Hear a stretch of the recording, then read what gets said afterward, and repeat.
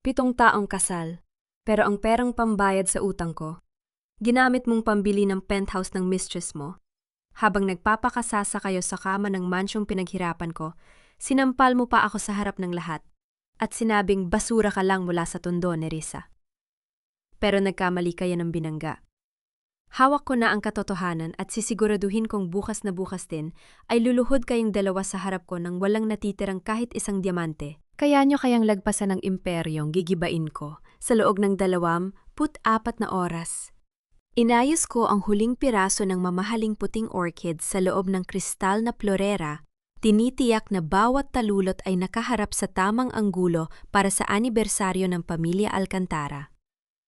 Suot ko ang isang mamahaling emerald gown na sadyang tinahi para sa akin, ngunit ang aking atensyon ay naagaw ng kakaibang tunog mula sa telepono ni Darius na naiwan sa ibabaw ng lamesang salamin. Siguraduhin mo lang, Darius, na mapapapirma mo si Nerissa sa transfer documents bago magsimula ang grand toast na yung gabi para mapunta na sa trust fund ng mami mo ang buong supermarket chain niya bago pa niya malaman na wala na siyang share sa sarili niyang kumpanya. Ang boses ni Chloe, ang magaling at matalik na abogado ng pamilya, ay nanging babaw sa silid. Malinaw at walang pag-aalinlangan bawat salita ay tila patak ng asido na unti-unting lumalagare sa aking pandinig. Hindi ko binitawan ang bulaklak. Nanatiling nakapatong ang aking mga daliri sa malamig at mamasa-masang tangkay nito habang ang pintuan ay dahan-dahang bumukas. Iniluwan nito si Darius, ang aking asawa, na may hawak na baso ng scotch. Nang makita niyang nakatitig ako sa kanyang telpo o nakasalukuyan pa rin konektado sa tawag, mabilis niyang pinatay ang linya. Nuit walang bakas ng takot o hiya sa kanyang mga mata. Sa halip humakbang siya ng malapit, bawat yabag ng kanyang sapatos ay may dalang pamilyar na yabang ng isang taong lumaki sa karangyaan. "Babe, let us not make a big deal out of this." Simula niya, ang kanyang boses ay puno ng mapagkunwaring lambing na madalas niyang gamitin kapag may kailangan siya. "You have to understand, business is business. Ginagawa ko lang ito para i-secure ang assets natin. Sa gulo ng ekonomiya ngayon, hindi pwedeng nakapangalan pa rin sa isang solong tao ang pinakamalaking source ng income ng pamilya. It is for our future, Nerissa." Sumunod na pumasok si Doña Aurora, ang aking biyenan, na may dalang mga papel. Ang kanyang marangyang tsinelas ay lumika ng marahang kalusko sa sahig. Tiningnan niya ako mula ulo hanggang paa nang may malamig na paghatol ang uri ng tingin na ipinaparamdam sa akin na kahit anong yaman ang maipasok ko sa kanilang pamilya, mananatili akong isang maruming batang kalye mula sa tondo. "Huwag ka nang mag-inarte, Nerissa," mariing pangaral ni Doña Aurora habang inilalapag ang mga dokumento sa tabi ng florera. "Isang malaking karangalan na pinayagan ka naming magsuot ng apleidong Alcantara. Utang mo sa amin ang reputasyon mo ngayon sa Makati. Ang mga supermarket mo, kung hindi dahil sa pangalan ng anak ko, sa tingin mo ba ay papasukin ka ng mga malalaking supplier? Pirmahan mga ito para hindi tayo nahuhuli sa schedule. The guests are already arriving at the grand lobby." Sa mismong sandaling yon, isang marahang katok sa pinto ang sumira sa tensyon. Ang aming event coordinator na mukhang pagod at balisa ay sumungaw. "Excuse me, Doña Aurora, Sir Darius, the caterer needs the final approval for the presidential table seating arrangement, and the media people from the lifestyle section are asking if Ma'am Nerissa can do a quick photo op now." "Tell them she will be there in 5 minutes. Mabilis na sagot ni Doña Aurora bago muling humarap sa akin. Ang kanyang mga mata ay naniningkit sa babala. "Pirmahan mo na ito, Nerissa. Huwag mo kaming ipapahiya ngayong gabi." Tumingin ako sa mga papel sa ibabaw ng lamesa. Pagkatapos ay sa mukha ng aking asawa. Naalala ko ang huling 7 taon. Ang mga gabi na hindi ako natutulog. Ang mga araw na halos magdugo ang aking mga kamay sa pagtatrabaho. Sa mga bodega ng aking supermarket sa Tondo, habang si Darius ay abala sa kanyang mga business trips na wala namang ibang dinalang resulta kundi utang. Ibinalos ko ang lahat ng aking lakas upang isalba ang kanilang naghihingalang real estate group mula sa pagkabangkarot. At ngayon ito ang aking gantimpala. Isang malaking sabwatan upang nakawin ang tanging bagay na binuo ko mula sa sariling pawis at tugo. Ang init ng galit na dumaan sa aking dibdib ay biglang naglaho, napalitan ng isang napakalalim at napakalamig na katahimikan.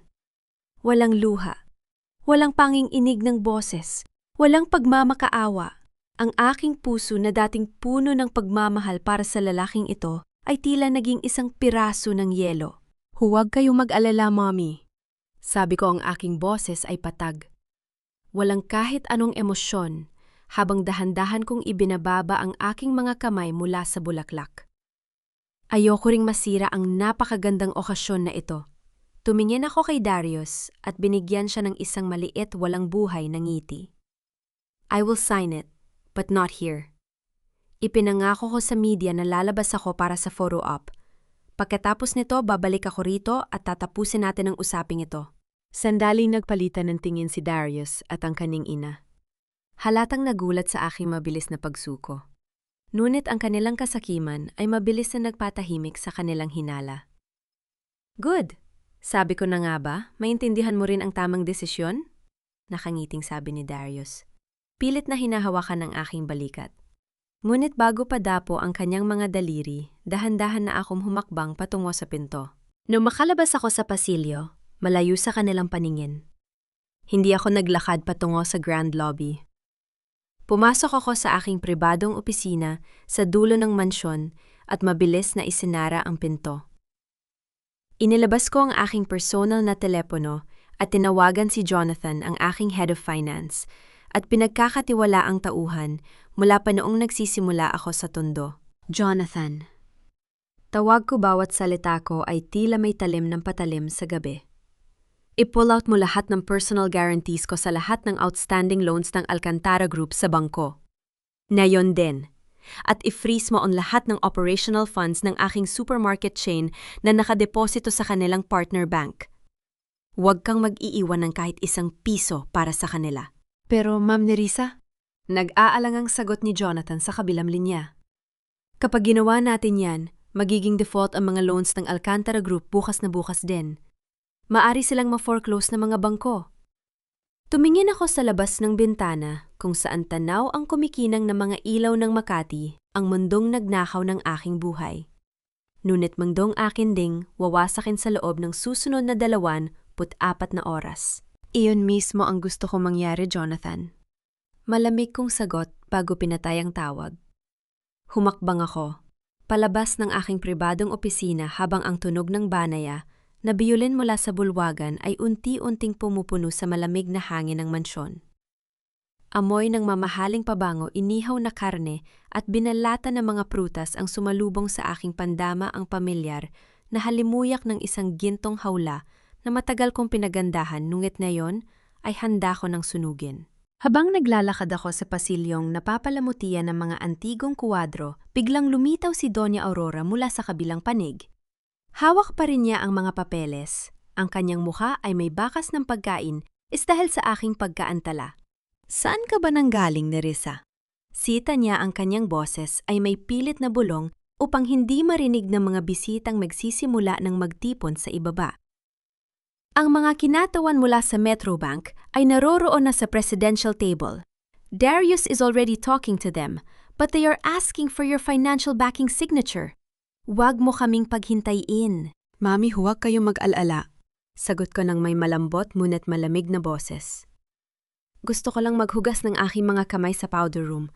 Ayoko namang madumihan ng mga legal na dokumentong inihanda ninyo para sa akin kapag pumirma na ako.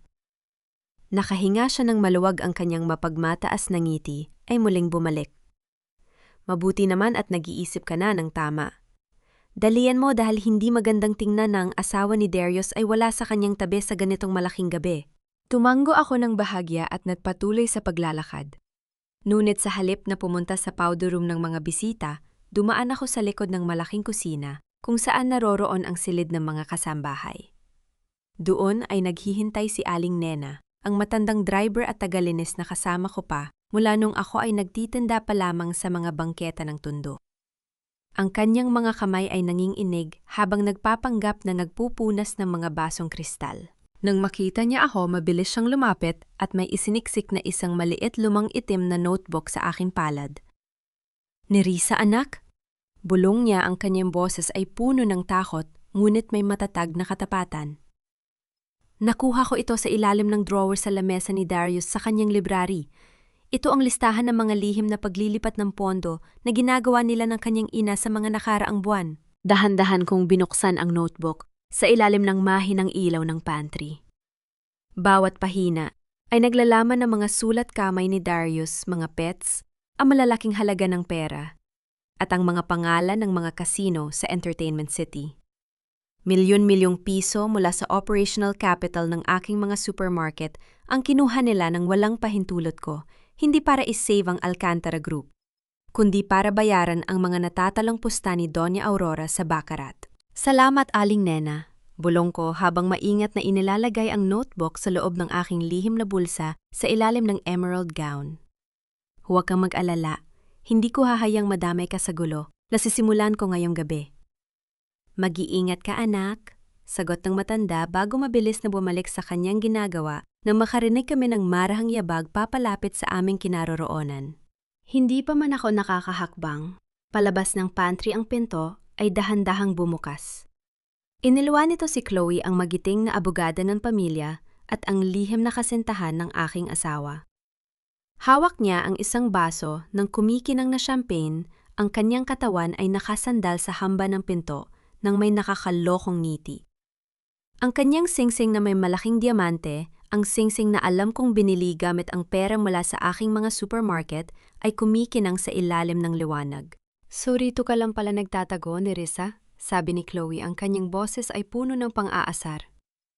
Tinitingnan ako na tila ba isa lamang akong katulton na nahuli sa maling silid? O baka naman natatakot ka ng lumabas dahil alam mo nang tapos na ang oras mo bilang reyna ng mansyong ito?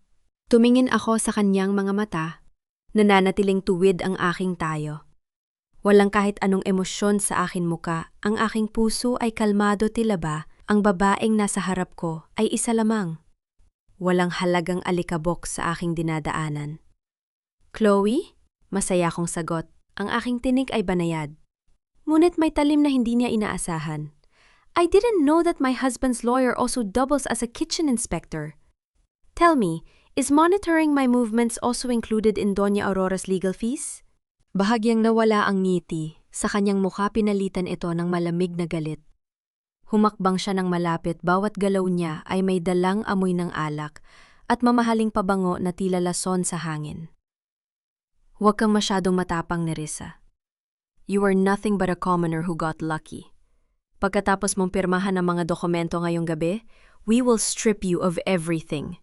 You will go back to Tondo with nothing but the clothes on your back. Hindi ako sumagot ng kahit isang salita ng galit. Sa halip, lumapit ako sa kanya at dahan-dahang tiningnan ang diamante sa kanyang daliri, saka ako bumulong sa kanyang tabi. Enjoy the champagne, Chloe, because tomorrow you might not even afford to buy water. Lumakad ako, palabas ng pantry ng walang pag-aalin. Lagan iniwan ko siyang nakatayo dun na tila ba nabulunan sa aking mga huling salita. Ngunit, habang naglalakad ako patungo sa grand lobby, ang aking telepono ay nanginginig sa loob ng aking bulsa. Isang text message mula kay Judge Leticia ang lumitaw, "Nerissa, we have a problem. May nagpadala ng babala sa mga bangko na peke ang mga pirma mo sa ilang dokumento ng Alcantara Group. Susubukan nilang i-freeze ang mga accounts mo bago pa natin magawa ang unang hakbang natin." Pumasok ako sa pribadong opisina sa tabi ng bulwagan, kung saan ang pader na may makakapal na kurtina ay bahagyang humaharang sa ingat at musika ng orkestra sa labas. Doon ay naghihintay na si Darius, ang kanyang ina, at si Chloe na tila mga buitreng nag-aabang sa kanilang biktima. Ang mga dokumento ng paglilipat ng aking kumpanya ay maayos na nakalatag sa ibabaw ng lamesang mahogani katabi ng isang mamahaling panulat. Hindi ka ba talaga marunong mahiya, Nerissa? Unang bungad ni Doña Aurora, ang kanyang boses ay nanginginig sa galit habang nakatayo sa tapat ng bintana. Ang mga bisita sa labas ay nagtatanong na kung nasaan ang asawa ni Darius. Pinag-uusapan na tayo ng mga kapwa natin negosyante. Mami, relax. Pagpapakalma ni Darius. Ngunit ang kanyang mga mata ay nakatutok sa aking bulsa, tila ba naghahanap ng anumang senyalas ng pagbabago sa akin? Babe, maupo ka na rito. at pirmahan mo na ito. Pagkatapos nito, we can go out, raise our glasses at kalimutan na natin ang maliit na hindi pagkakaunawaan kanina. Lumapit ako sa lamesa, ngunit hindi ako naupo. Hinawakan ko ang dulo ng papel at dahan-dahang binasa ang nakasulat. This is not just a transfer of ownership, Darius. Ang nakasulat dito ko, sang loob kong ibinibigay ang aking mga kumpanya. Dahil ang pondo na ginamit ko sa pagtatayo nito ay nagmula sa pamilya ninyo. Isang napakalaking kasinungalingan. Sino naman ang maniniwala sa isang batang kali na tulad mo? Nakangiting sabat ni Chloe habang naglalakad patungo sa aking tabi. In the eyes of the law and the public, everything we write here is backed by the reputation of the Alcantara family. Sino ka ba kumpara sa amin? Tumingin ako sa kanya, ang aking mukha ay nanatiling malamig at walang kahit anong takot. Ang reputasyong sinasabi ninyo ay nakasulat ba sa librong ito? Inilabas ko ang itim na notebook mula sa aking bulsa at dahan-dahang inilapag sa ibabaw ng mga dokumento. Nang makita ni Doña Aurora ang pamilyar na disenyo ng notebook, biglang nawala ang kulay sa kanyang mukha. Nabitawan niya ang kanyang baso ng alak na lumika ng marahang basag sa sahig habang ang pulang likido ay dahan-dahang kumalat sa mamahaling karpet. Saan mo nakuha yan?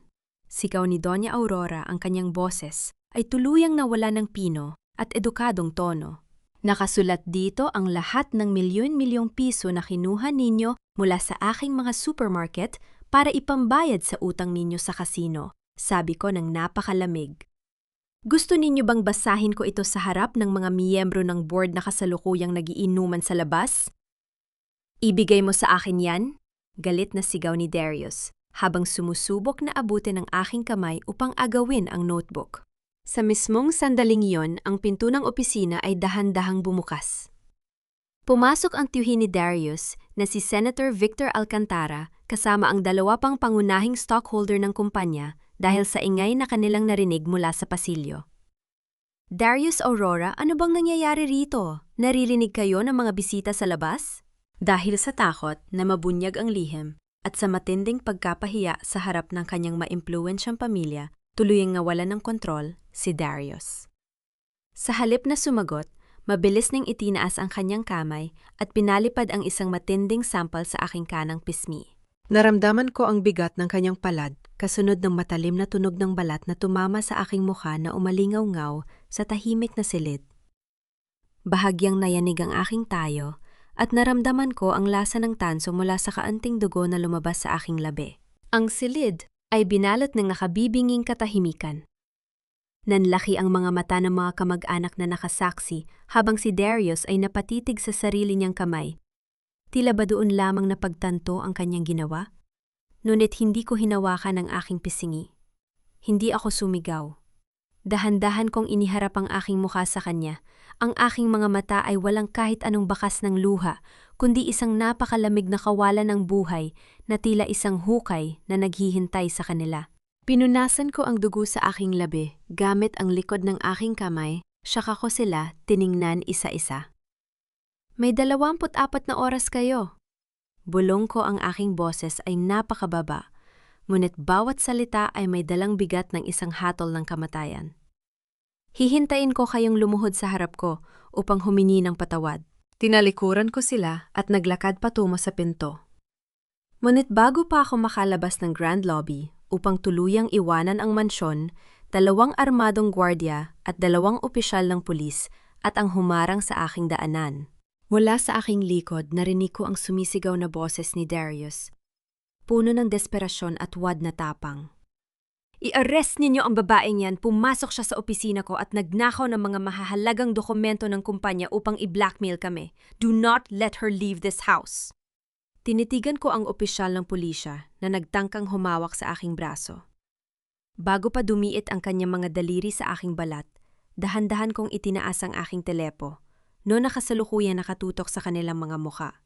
Bago ninyo ako hawakan ng walang warrant officer, sabi ko nang may napakalamig na tinig.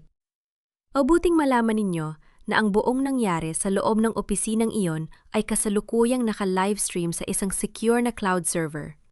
Mula sa pag-amin ng aking asawa na ginamit nila ang pondo ng aking kumpanya para sa kasino hanggang sa pananakit niya sa akin sa harap ng mga saksi. Kung itutuloy ninyo ang pag-aresto sa akin sa gawa-gawang paratang, kayo ang unang mawawala ng trabaho bukas kapag kumalat ito sa media. Napatigil ang pulis na patingin kay Darius at pagkatapos ay sa akin. Ang tiyuhin ni Darius si Senator Victor na higit na natatakot sa kahihiyan sa politika ay mabilis na humarang. Ibaba mo ang iyong mga kamay, officer. Hayaan siyang umalis. Darius, ayusin mo ang gulo mo nang hindi nadadamay ang pangalan ko.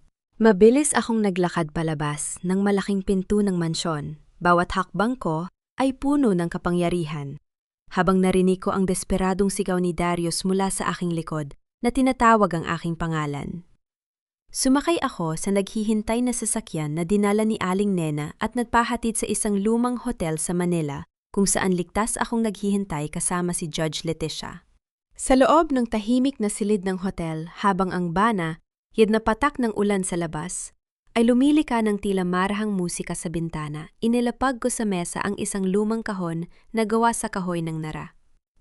Ito ang kahon na iniwan ng aking ama bago siya pumanaw, isang bagay na itinuring ng pamilya Alcantara na basura mula sa tondo. Ngunit para sa akin ay ang pinakamahalagang kayamanan. Binuksan ko ang kahon gamit ang maliit na susi na palagi kong isinusuot bilang kwintas. Sa loob nito, dahan-dahang inilatag ni Judge Leticia ang mga lumang papel na may bahagyang dilaw na kulay dahil sa panahon. Ang kanyang mga mata na sanay sa pagbabasa ng mga legal na dokumento ay unti-unting nanlaki sa gulat. Dios ko ni Risa. Bulong ng dating hukom habang hinahawakan ng isang orihinal na titulo ng lupa at patent ng transportasyon. Ang lupain sa Makati, kung saan nakatayo ang buong headquarters at mga gusali ng pamilya Alcantara, nakapangalan ito sa ama mo kay Mang Tomas Valmores. Sila ang nagnakaw nito. Paano yan nangyari, Judge? Tanong ko habang pinagmamasdan ang pirma ng aking ama sa ilalim ng dokumento.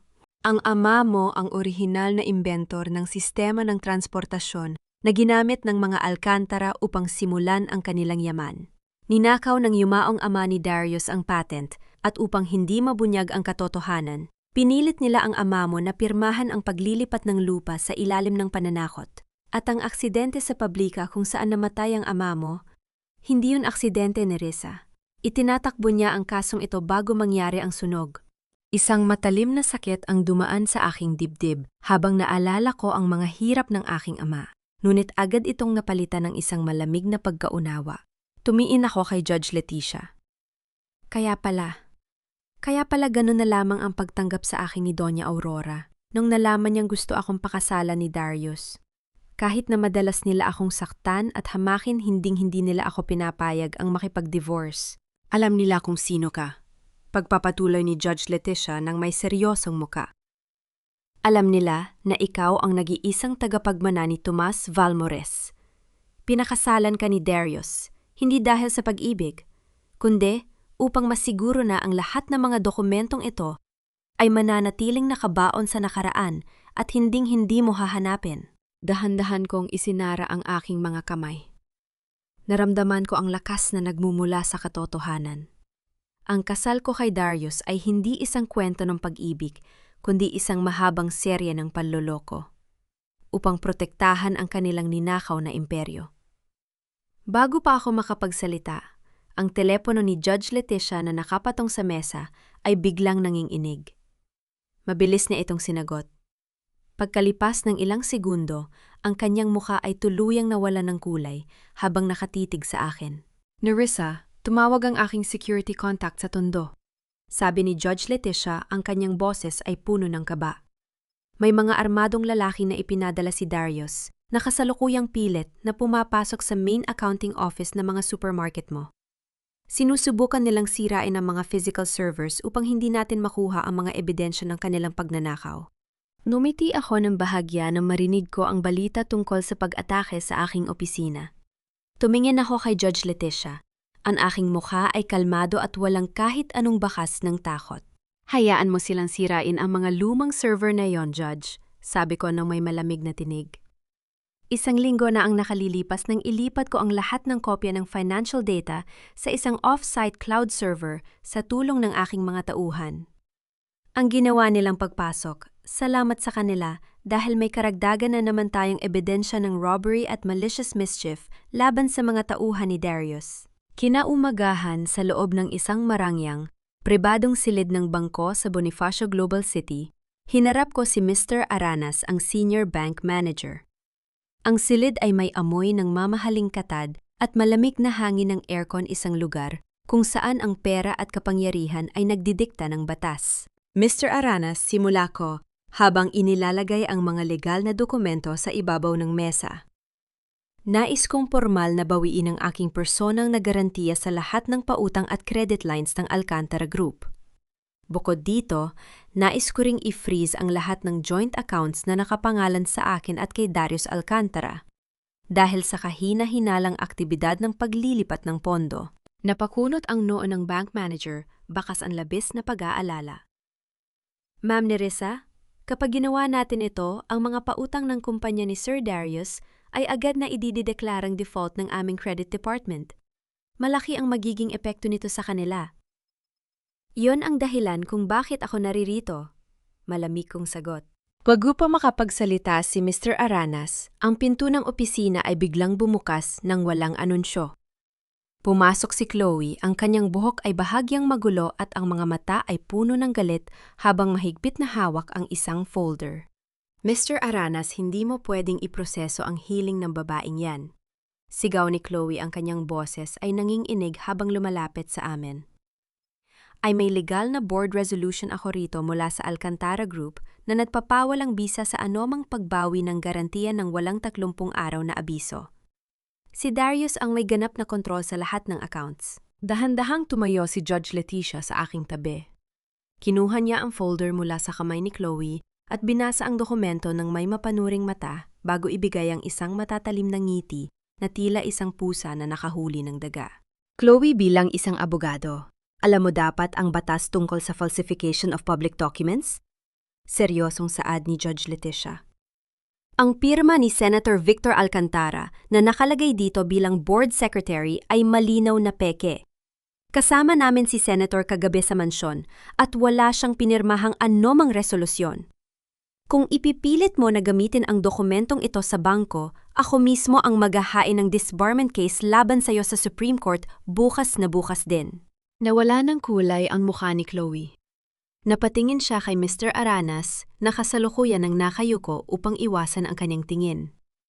Sa harap ng babala ng isang retiradong hukom ng korte, walang magagawa si Chloe kundi ang manginig sa takot at galit. Hindi ko na siya binigyan ng kahit isang tingin. Humarap ako kay Mr. Aranas. Ipursigi mo ang pag-freeze ng accounts, Mr. Aranas, at ibigay mo sa akin ang opisyal na kopya na resibo ng aking pagbawi ng garantiya. Mabilis na pinindot ng bank manager ang kanyang computer at iniabot sa akin ang mga papeles ng may matinding paggalang habang tuluyang binaliwala si Chloe na nakatayo sa isang tabi na tila isang estatwa. Tapos na po, Ma'am Nerissa, ang lahat na accounts ay ligtas na at ang garantiya ay opisyal ng nabawi. Kinuha ko ang mga papeles at naglakad palabas ng opisina. Ngunit habang pababa kami sa elevator, ang aking telepono sa aking bulsa ay muling nanginginig. Nang makita ko ang pangalan ni Aling Nena sa screen, mabilis ko itong sinagot. Ang narinig ko sa kabilang linya ay hindi ang pamilyar na boses ng matanda, kundi ang kanyang marahang iyak at ubo. Kasulod ng boses ni Doña Aurora na nanginghibabaw sa background. Nerissa, tulungan mo ako. Nalaman ni Doña Aurora na ako ang kumuha ng notebook. Ikinulong nila ako rito sa madilim na bodega ng mansyon. Pilit nilang... Ang linya ay biglang naputol, kasulod ng tulog ng pagkabasag ng telpo, no sa kabilang panig na dahan-dahang nawala ng signal. Mabilis kong sinabihan ng aking driver na patakbuhin ang sasakyan patungo sa mansyon ng mga Alcantara, habang si Judge Leticia ay abala sa pakikipag-ugnayan sa kanyang mga kakilalang awtoridad upang humingi ng tulong. Ang aking puso ay natitigib ng matinding galit, hindi para sa aking sarili, kundi para kay Aling Nena, isang matapat na matanda na walang ibang kasalanan kundi ang protektahan ako mula sa mga mapagsamantalang tao. Ngunit bago pa man makalapit ang aming sasakyan sa malaking bakal na pinto ng mansyon, isang pilak na sedan ang mabilis na humarang sa aming daanan. Iniluwa nito si Darius na mukhang gulo-gulo ang buhok, lukot ang mamahaling polo, at ang mga mata ay nanlilisik sa takot at desperasyon. Mabilis siyang lumapit sa aking bintana at marahang tinapik ang salamin upang pilitin akong buksan ito.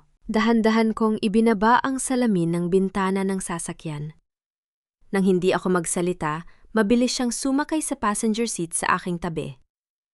Ang kanyang mga mata ay biglang napuno ng mga luha at ang kanyang boses ay nanginig habang hinahawakan ang aking mga kamay na tila ba isa siyang kaawa-awang biktima.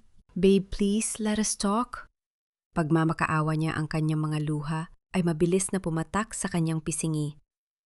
"Lahat ng accounts namin ay frozen na. Tumawag ang bangko, idedeklara na kaming default.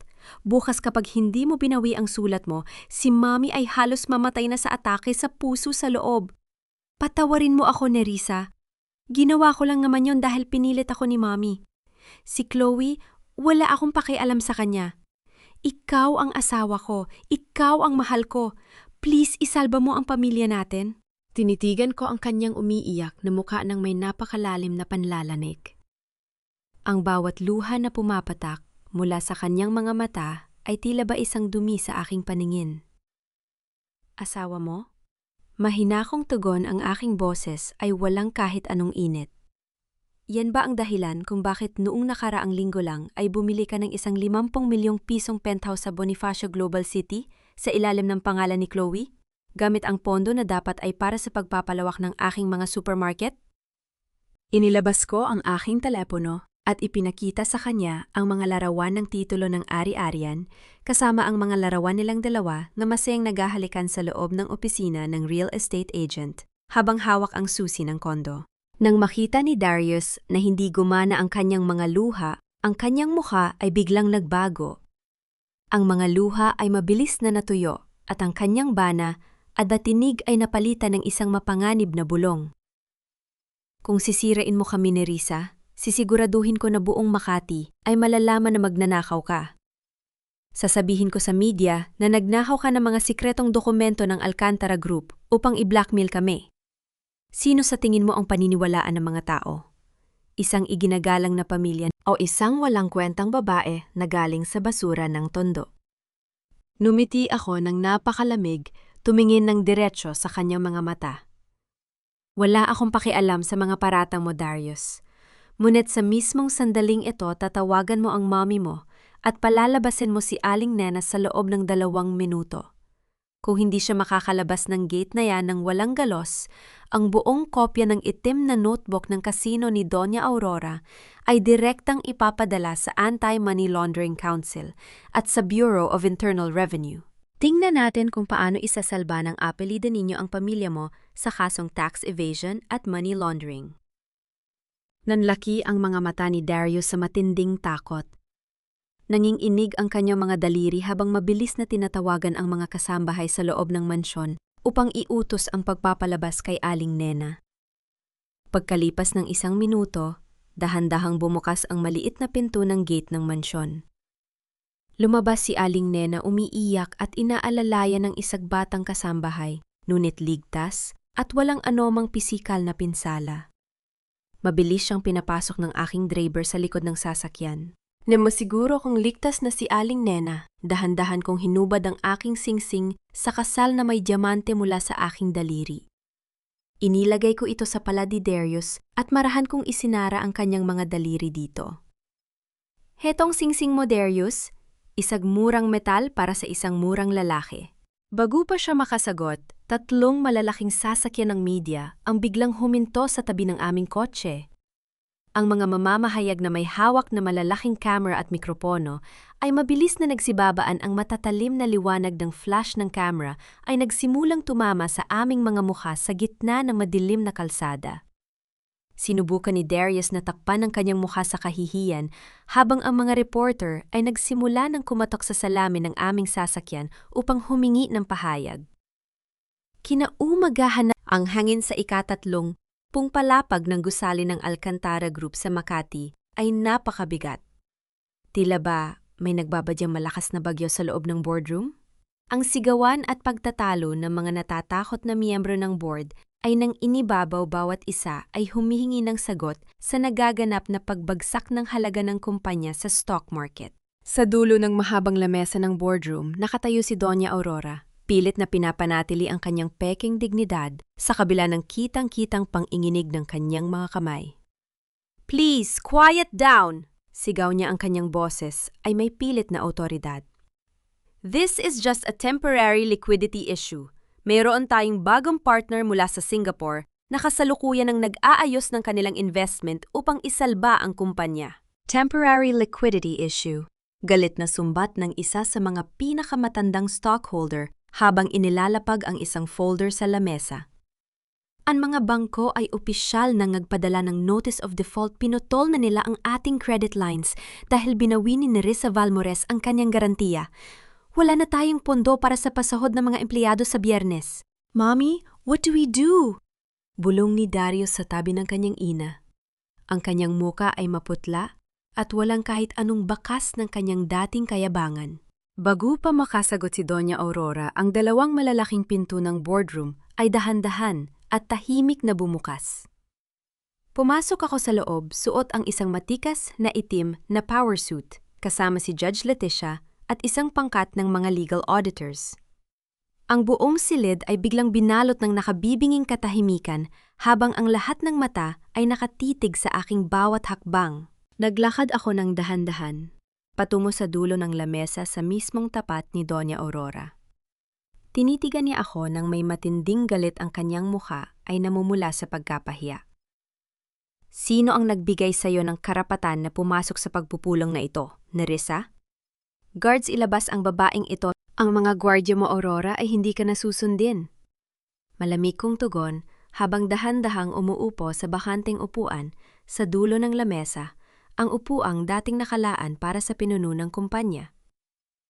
Dahil mula nung 7:00 ng umaga ako na ang opisyal na nagmamay-ari ng gusaling ito, kung saan kayo kasalukuyang nagpupulong. Inilabas ni Judge Leticia ang mga opisyal na dokumento mula sa kanyang folder at inilatag ito sa harap ng mga miyembro ng board. Dahil sa default ng 500 milyong pisong pautang ng Alcantara Group na garantisado ni Ma'am Nerissa Valmore, binili po ni Ma'am Nerissa ang kabuuang utang mula sa bangko. Ang gusaling ito ng headquarters kasama ang lahat ng natitirang ari-ariya ng Alcantara Group na ginamit bilang collateral ay opisyal nang nailipat sa ilalim ng kanyang pangalan. Sa madaling salita kayo ay kasalukuyang nakatayo sa pribadong ari-ariya ng aking kliyente. Nagsimulang magbulungan ang mga miyembro ng board sa matinding gulat. Ang ilan ay mabilis na tumayo upang tingnan ang mga papeles. Tuluyang nawalan ng kontrol si Doña Aurora. Itinuro niya ako gamit ang kanyang nanginginig na daliri. Ang kanyang boses ay naging isang matinis na sigaw ng isang taong tuluyan ng nawala ng katinuan. "Magnanakaw ka!" Sigaw ni Doña Aurora. Ang kanyang laway ay tumatalsik habang sumusubok na lumapit sa akin. "Isang hamak na batang kalye mula sa basura ng tondo. Ninakaw mo ang kumpanya ng asawa mo.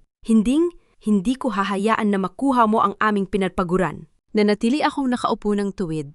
Tinititigan ang kanyang desperadong muka ng may napakalalim na pagkaawa. "Ang pinagpaguran ninyo, Aurora, ay itinayo sa ibabaw ng ninakaw na buhay at ari-ariya ng aking ama. Ngayon, binabawi ko lang ang lahat ng sa amin." Bago pa man makasagot si Darius o si Doña Aurora, muling bumukas ang pinto ng boardroom. 3 lalaking nakasuit na may hawak na mga badge mula sa Securities and Exchange Commission, kasama ang mga ahente ng National Bureau of Investigation, ang mabilis na pumasok sa loob. Doña Aurora Alcantara, Darius Alcantara. Saad ng pinunong ahente habang inilalabas ang isang opisyal na subpoena at search warrant. Mayroon kaming utos mula sa korte upang kumpiskahin ang lahat ng financial records ng kumpanyang ito at ihain ang inyong arrest warrant para sa kasong corporate fraud, falsification of public documents at money laundering. Sa loob ng silid ng pagsisiyasat sa tanggapan ng Securities and Exchange Commission, ang liwanag ng puting ilaw sa kisame ay napakatindi, tila ba naglalantad sa bawat kulubot ng takot sa mukha ni Doña Aurora at sa pawis na unti-unting namumuo sa noo ni Chloe. Sa gitna ng mesa ay nakasalansan ang mga dokumento ng kumpanya na ngayon ay hawak na ng mga awtoridad. Wala kaming ginawang krimen. Pilit na pagtatanggol ni Chloe, bagaman ang kanyang boses ay hindi na kasing tatag ng dati habang humaharap sa mga legal na opisyal. Ang paglilipat ng mga ari-arian ay may pahintulot ng asawa. Under the law, Darius has the right to manage the joint conjugal assets of the marriage. Dahan-dahang lumapit si Judge Leticia sa mesa, hawak ang isang makapal na asul na folder. Ang conjugal partnership ay hindi sakop ang mga ari-ariang nakuha bago ang kasal, lalo na't merong pinirmahang prenuptial agreement si Darius. At higit sa lahat, inilatag ni Judge Leticia ang mga lumang kasunduan at ang patent ng aking ama sa ibabaw ng mesa. Bawat papel ay may dalang bigat ng katotohanan. Ito ang orihinal na titulo ng lupa ng pamilya Valmores na ninakaw ng yumaong asawa mo, Aurora.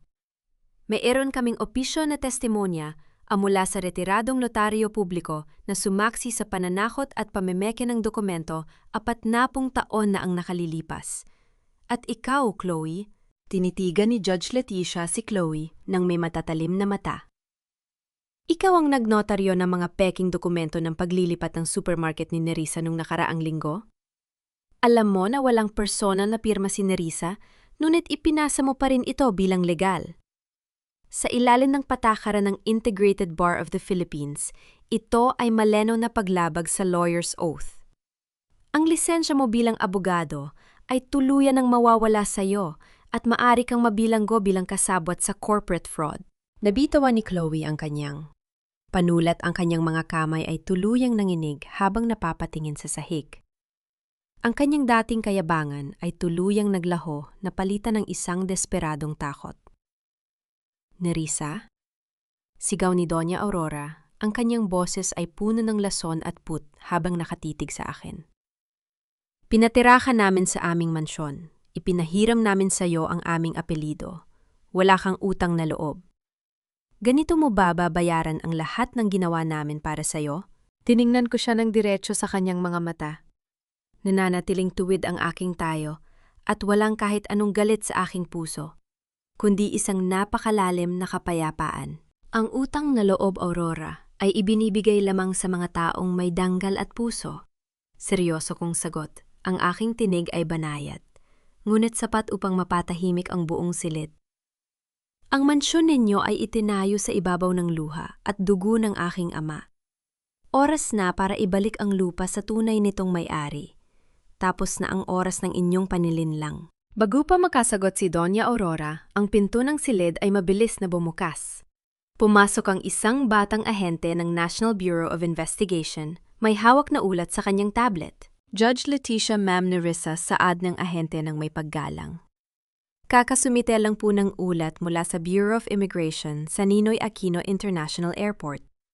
Si Darius Alcantara ay nagtangkang sumakay sa isang flight patungong Singapore gamit ang isang pekeng pasaport.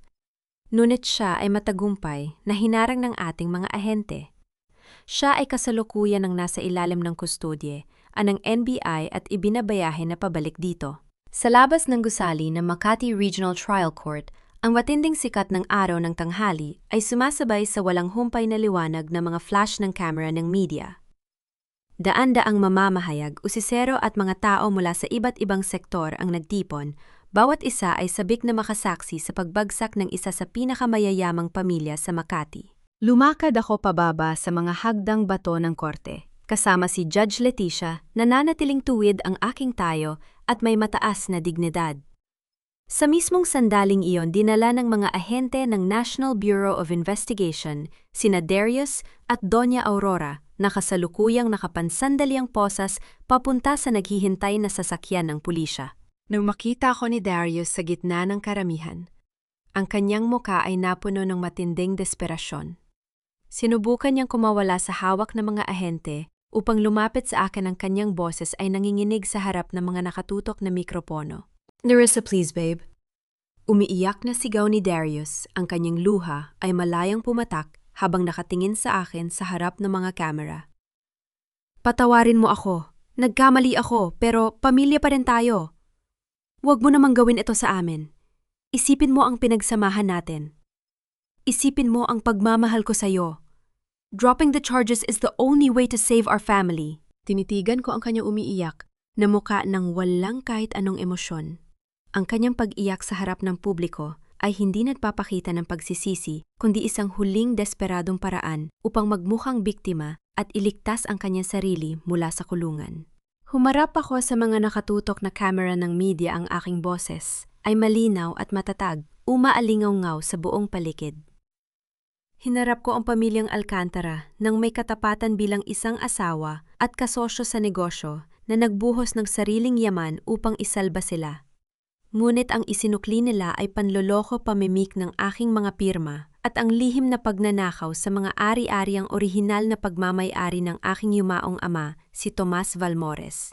Ang hustising nakakamit natin ngayon ay hindi lamang para sa akin, kundi para sa alaala ng aking ama at sa lahat ng kababaihang biktima ng mapagsamantalang pag-ibig. Mula sa likod ng barikada, isang malakas na hiyawan ng suporta ang narinig mula sa isang pangkat ng mga kababaihan, mga tindera mula sa aking mga supermarket at mga residente ng Tondo na may hawak na mga simpleng karton na may nakasulat na Laban ni Risa at Katarungan para kay Tomas Valmores. Nang marinig ni Doña Aurora ang hiyawan ng mga tao at makita ang kanyang anak na tuluyan ng lumuluhod sa kahihiyan, ang kanyang muka ay namula sa matinding puot. Bago pa siya tuluyang isakay sa loob ng sasakyan ng puli, siya lumingon siya sa akin at sumigaw ng may natitirang lason sa kanyang tinig. Hinding-hindi ka magiging masaya ni Risa? Sigaw ni Doña Aurora, ang kanyang boses ay pumiyok sa tindi ng galit. Galing ka sa basura ng Tondo at babalik ka rin sa basura? Isinusumpa ko na hinding-hindi ka makakahanap ng kapayapaan. Hindi ko siya binigyan ng kahit isang sagot. Dahan-dahan kong tinalikuran ang kanilang naghihingalong dinastiya at sumakay ako sa aking naghihintay na sasakyan. Ang mabigat na pinto ng kotse ay sumara ng may solidong tunog na tulo, yan nagpatahimik sa lahat ng ingay, sigaw at lason ng pamilyang Alcantara sa labas. Naglakad ako sa mahabang pasilyo ng bagong gusali ng Valmores Foundation sa Manila. Ang silid ay amoy, bagong pintura at malinis na kahoy. Isang lugar na puno ng liwanag at pag-asa na sadyang itinayo upang maging silungan at magbigay ng legal at pinansyal na tulong para sa mga kababaihang biktima ng pang-aabuso at panloloko sa kasal. Ang pondong ginamit dito ay nagmula sa pagbebenta ng mga ari-arian na nabawi ko mula sa pamilya Alcantara. Sa dulo ng silid, nakita ko si Aling Nena na nag-aayos ng kanyang maliit na bag. Ang kanyang mukha ay wala na ang dating takot. Pinalitan ito ng isang malusog na kulay at ngiti ng kapayapaan. Nerissa, anak? Saad ng matanda habang dahan-dahang lumalapit sa akin. Maraming salamat sa lahat ng tulong na ibinigay mo sa aking pamilya. Babalik na ako sa Tondo upang mamuhay ng tahimik kasama ang aking mga apo. Hindi ko akalain na sa aking pagtanda ay makakaranas ako ng ganitong kaginhawaan. Niyakap ko siya ng mahigpit. Naramdaman ko ang init ng kanyang pagmamahal. Walang anuman, Aling Nena. Ikaw ang nagligtas sa akin sa oras ng aking kagipitan. Karapat-dapat ka sa lahat ng kabutihang ito. Bumukas ang pinto at pumasok si Judge Leticia, may hawak na isang asul na folder na may gintong selyo ng korte. Ang kanyang mukha ay may bakas ng tagumpay habang inilalagay ang mga papeles sa ibabaw ng aking bagong lamesa. It is official, Nerissa, nakangiting saad ni Judge Leticia. Nilagdaan na ng hukom ang huling desisyon para sa annulment ng kasal mo kay Darius. Ang pangalang Alcantara ay opisyal ng nabura sa iyong mga legal na dokumento. You are now legally Nerissa Valmores again. Dahan-dahan kong kinuha ang dokumento at hinaplos ang aking pangalan sa papel. Naramdaman ko ang isang napakalamig na ginhawa na dumaan sa aking buong katawan, tila ba isang mabigat na tanikala ang tuluyan ng naputol mula sa aking leeg. Tumingin ako sa malaking salamin sa dingding ng aking opisina. Nakita ko ang isang babaeng suot ang isang simpleng puting blusa. Walang mabibigat na alahas o mamahaling lace, ngunit may mga matang puno ng lakas, talino at kapayapaan. Hindi ko na kailangang magpanggap upang maging kabilang sa marangyang lipunan ng Makati, dahil ang aking tunay na halaga ay nasa aking sariling mga kamay. Inilagay ko ang nakasalamin larawan ng aking ama si Tomas Valmores sa tabi ng aking lamesa. Sa wakas ang kanyang alaala ay nabigyan na ng katarungan. Ngunit bago ako makalabas ng silid upang samahan ang mga unang benepisyaro ng pundasyon, napansin ko ang isang puting envelope na nakapatong sa ibabaw ng aking mga papeles.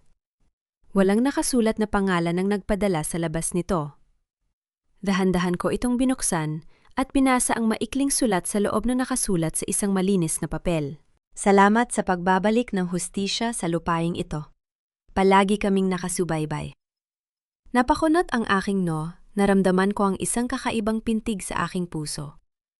Sino ang nag-iwan ng sulat na ito? At sino ang mga taong palaging nakasubaybay sa aking laban? Lumakad ako patungo sa balkona, ng gusali, upang tingnan ang paglubog ng araw sa Manila Bay. Ang malamig na hangin ng hapon ay dumarampi sa aking mukha habang ang langit ay unti-unting napupuno ng gintong liwanag. Sa kabila ng misteryo ng sulat na aking hawak, naramdaman ko ang isang napakagandang pag-asa para sa isang bagong simula na naghihintay sa aking hinaharap. Dahan-dahan kong nilakad ang pampang ng tondo kung saan ang maligamgam na tubig alat ng Manila Bay ay dumarampi sa aking mga paa. Nakayapak ako, nararamdaman ang bawat butil ng buhangin sa aking balat, isang pakiramdam ng tunay na kalayaan na hindi kailanman naibigay sa akin ng mga mamahaling sapatos na aking isinuot nung ako ay naglalakad pa sa loob ng mansyon sa Makati.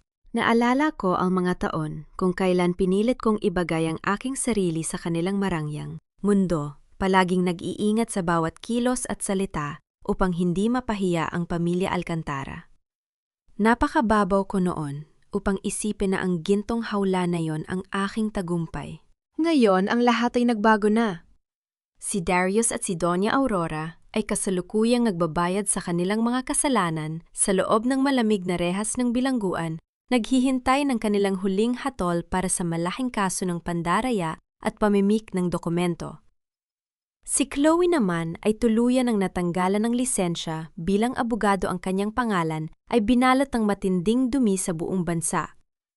Nais nilang kunin ang lahat ng mayroon ako, ngunit sa huli, ang kanilang sariling kasakiman ang kumuha sa lahat ng mayroon sila. Madalas akong tanungin ni Judge Leticia kung napatawad ko na ba sila. Tumingin ako sa malawak na karagatan at doon ko nahanap ang sagot. Ang pagpatawad ay hindi nangangahulugang papayagan ko silang muling pumasok sa aking buhay o kalilimutan ko ang kanilang mga ginawang pananakit. Pinatawad ko sila hindi dahil karapat-dapat sila sa aking pagpatawad, kundi dahil karapat-dapat ang aking sariling puso sa kapayapaan na walang dalang magbigat na bigat ng galit at pait. Pinakawalan ko na ang tanikala ng nakaraan upang makasulong ako ng buong buhay. Nahanap ko na ba ang tunay na kapayapaan? Oo. Ang tunay na kapayapaan ay hindi matatagpuan sa isang sikat na apelido o sa pagsisikap na maging kabilang sa mataas na lipunan na hindi naman tumitingin sa iyong pagkatao. Ang kapayapaan ay ang pagtanggap sa iyong saril pinagmulan. Ang pagiging isang batang tondo na marunong lumaban ng may karangalan, katapatan at tapang. Sa lahat ng mga nakikinig sa aking kwento, may isang mahalagang aral na nais kong iwanan sa inyo. Ang tunay na kayamanan ng isang babae ay hindi ang kanyang asawa, ang kanyang pamilyang pinasukan, o ang laki ng pera sa kanyang bangko. Ang tunay na yaman ay ang kanyang sariling danggal, ang kanyang kakayahang bumangon sa bawat dapa, at ang tapang na bawiin ang kanyang sariling buhay mula sa mga taong sumubok na sirain ito. Napatigil ako sa aking paglalakad nang makita ko ang isang maliit na batang babae na naglalaro sa buhanginan, gumagawa ng isang simpleng kastil, habang tumatawa ng may busilak na kagalakan. Nilapitan ko siya at dahan-dahan kong iniabot sa kanya ang isang magandang puting shell na aking napulot. Tumingin siya sa akin, ang kanyang mga mata ay puno ng mga pangarap. "Salamat po ate," nakangiti niyang saad. Mumiti ako sa kanya. Nakita ko ang aking sarili sa kanyang mga mata. Isang batang may pangarap na dumaan sa pinakamalakas na baaw ng buhay, ngunit nanatiling nakatayo. Tumingin ako sa malawak na kalangitan, handa na para sa anumang bagong bukas na magdadala sa akin sa mas mataas na lipad ng aking buhay.